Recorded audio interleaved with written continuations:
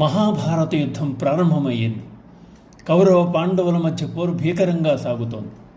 10 దినములు గడిచింది. కురుకుల పితామహుడు, ధనుర్ధారి, అరివీర భయంకరుడైన భీష్ముడు రణరంగంలో అర్జునుని శస్త్రాలకి కూలిపోయాడు. అంపశయ్యాగతుడయ్యాడు.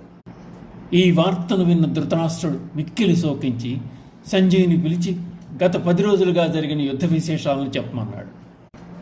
వ్యాసమహర్షి అనుగ్రహంతో యుద్ధరంగమున గమన శ్రవణముల శక్తిని పొందిన సంజయుడు ధృతరాష్ట్రునికి అప్పటి వరకు జరిగిన పరిణామములను, ఆ తరువాత విషయములను చెప్పనారంభించాడు. దానిలోని భాగమే భగవానుడు అర్జునుడికి ఉపదేశించిన గీత. అదే గీతాశాస్త్రం. సంజయుడు సూతుడైనప్పటికీ పవిత్ర హృదయుడు, ఇంద్రియములను నిగ్రహించినవాడు. అందుకే వ్యాసమహర్షి అనుగ్రహానికి పాత్రుడయ్యాడు. భగవానునికి అర్జునుడికి మధ్య జరిగిన సంవాదమును వినగలిగాడు. గీతను ప్రచారం చేసిన మొట్టమొదటి వ్యక్తిగా నిలిచాడు.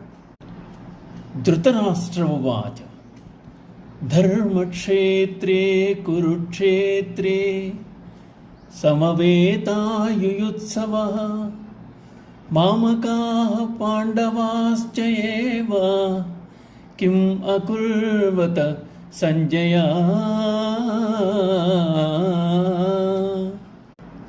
పుత్రమోహము గల ధృతరాష్ట్రుడు కౌరవ పాండవ యుద్ధ విశేషములను విందల్చి, సంజయ, ధర్మక్షేత్రమైన కురుక్షేత్రమునందు యుద్ధ సన్నద్ధులై చేరియున్న నా కుమారులు పాండుపుత్రులు ఏమి చేసిరో తెలుపుము అని ధృతరాష్ట్రుడు సంజయుని ప్రశ్నించాడు.